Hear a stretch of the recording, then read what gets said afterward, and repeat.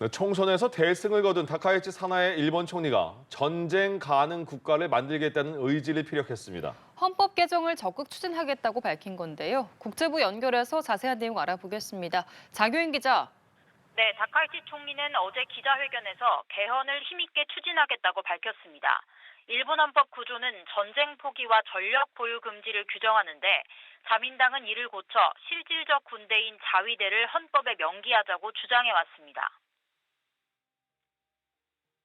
この国の未来をしっかりと見据えながら憲法改正に向けた挑戦も進めてまいります。未来は与えられるものではありません。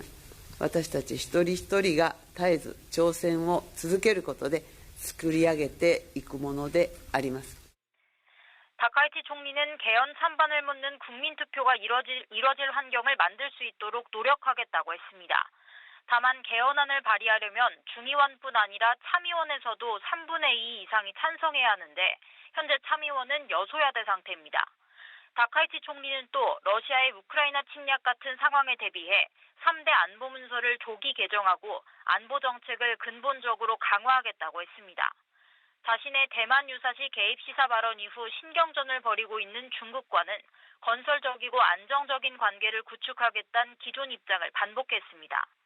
린젠 중국 외교부 대변인은 일본 극우 세력이 형세를 오판해 제멋대로 행동하면 일본 국민과 국제사회에 타격을 받게 될 거라고 경고했습니다. 한편 다카이치 내각에 대항해 결성된 최대 야당 중도개혁연합은 총선에서 의석수가 3분의 1 이하로 줄며 참패했습니다. 노다요시 이코 사이토 테스오 공동대표는 사임 이사를 밝혔고 당의 존속이 위태롭다는 목소리도 나오는 걸로 전해졌습니다. 네, 미국과 이란의 핵 협상 상황도 짚어보겠습니다. 이란이 최대 쟁점인 우라늄 농축과 관련해서 타협할 가능성을 내비쳤다고요? 네, 이란은 그동안 미국이 문제 삼는 우라늄 농축을 포기할 수 없다는 입장을 고수해오다가 조금이나마 타협할 가능성을 시사했습니다. 모든 제재가 해제된다면 60%로 농축된 우라늄을 희석하는 방안을 고려할 수 있다고 했는데요. 고농축 우라늄의 농도를 낮춰서 핵무기 전용 가능성을 줄일 수 있다는 겁니다. ما به دنبال تضمین حقوق خود بر مبنای معاهده عدم اشاعه از جمله در موضوع غنیسازی و رفع تحریم‌های ظالمانه هستیم.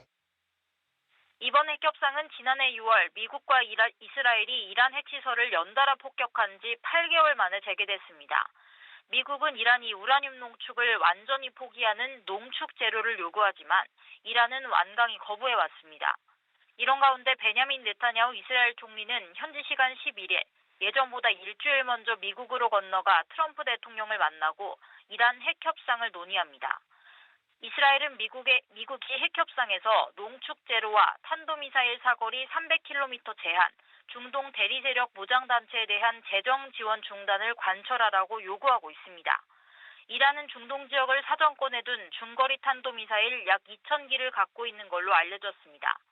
이런 전력 때문에 미국이 섣불리 공격하지 못하고 있으며 이란도 핵협상에서 강경한 태도를 고수할 수 있는 걸로 전해졌습니다. 국제부에서 전해드렸습니다.